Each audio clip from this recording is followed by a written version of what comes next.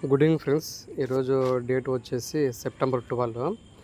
ఈరోజు మనకు గ్రాన్యులా ఫార్ములా వచ్చేసి ఈ కంపెనీ ఫార్మాసిటికల్ కంపెనీ మనకు ఈరోజు ఒకరోజు అప్రాక్సిమేట్గా 17% అనేది డౌన్ అయిందనమాట. వితిన్ 1 డేలో ఇంత డౌన్ అయింది. ఎందుకు డౌన్ అయిందంటే ఎఫ్డిఏ ఇన్స్పెక్షన్ జరిగినప్పుడు వీటికి 9 అబ్జర్వేషన్స్ ఇచ్చినారు. ఆ 9 అబ్జర్వేషన్స్ ఇచ్చినారు కాబట్టి వీటికి యూఎస్ఏకి ఎక్స్పోర్ట్ అయ్యే ప్రోడక్ట్స్ ఏవైతే డిలే కావచ్చు, లేకపోతే క్యాన్సిల్ కావచ్చు.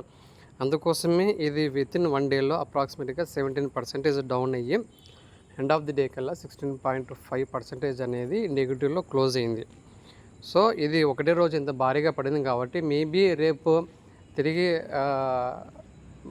రిటర్న్ యూటర్న్ తీసుకొని మళ్ళీ అప్ ట్రెండ్ అయ్యే ఛాన్సెస్ ఉంటుంది.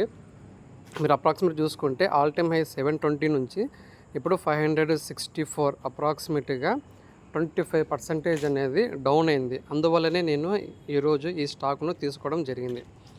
మీరు ఇక్కడ చూసుకుంటే జూలై లాస్ట్ వీక్లో లాస్ట్ డే ఇదే లెవెల్ కాడ మనకు డే క్లోజింగ్ వచ్చేసి గ్రీన్లో క్లోజ్ అయింది. సో ఈరోజు కూడా సేమ్ అదే లెవెల్ కాడనే డే ఎండ్ అనేది ఎండింగ్ అవ్వడం జరిగినది. సో సపోజ్ రేపు కూడా మళ్ళీ డౌన్ అయినా కానీ మళ్ళీ నెక్స్ట్ వీక్లో యూటర్న్ తీసుకొని మళ్ళీ అప్ ట్రెండ్ అయ్యే ఛాన్సెస్ ఉంటాయి. ఎందుకంటే మనము ఎవ్రీ కంపెనీకి, ఫార్మాసిటికల్ కంపెనీకి ఎఫ్డిఏ వాళ్ళు ఇన్స్పెక్షన్ చేసినప్పుడు వాళ్ళు ఏదో ఒకటి పాయింట్స్ ఇస్తున్నారని డౌన్ కావడము, ఆ పాయింట్స్ని వీళ్ళు వితిన్ 1 మంత్కో 1.5 మంత్కో క్లియరెన్స్ చేసి మళ్ళీ వాళ్ళకి సబ్మిట్ చేయడము, మళ్ళీ తిరిగి అప్రూవల్ రావడం అనేది జరుగుతుంది. సో ఒక 1 వీక్, 1 మంత్, 1.5 మంత్ వెయిట్ చేస్తే నియర్ బై ఇప్పుడు ఏదైతే 15% డౌన్ అయిందో అదే 15% అనేది మళ్ళీ అప్ ట్రెండ్ అయ్యే ఛాన్సెస్ ఉంటుంది. వన్ మోర్ నెక్స్ట్ మంత్ నుంచి మళ్ళీ క్వార్టర్లీ రిజల్ట్స్ వచ్చే ఛాన్సెస్ ఉంటుంది. ఆ క్వార్టర్లీ రిజల్ట్స్ వచ్చినప్పుడు మళ్ళీ ఎలాగో ఈ క్వార్టర్ ఎండింగ్కి వచ్చింది కాబట్టి ఇప్పుడు వాళ్ళు ఎఫ్డిఏ వాళ్ళు ఇన్స్పెక్షన్ చేసిన దీని ఇంపాక్ట్ అనేది నెక్స్ట్ కపుల్ ఆఫ్ డేస్లో రెవెన్యూ అంతగా ఇంపాక్ట్ ఉండకపోవచ్చు.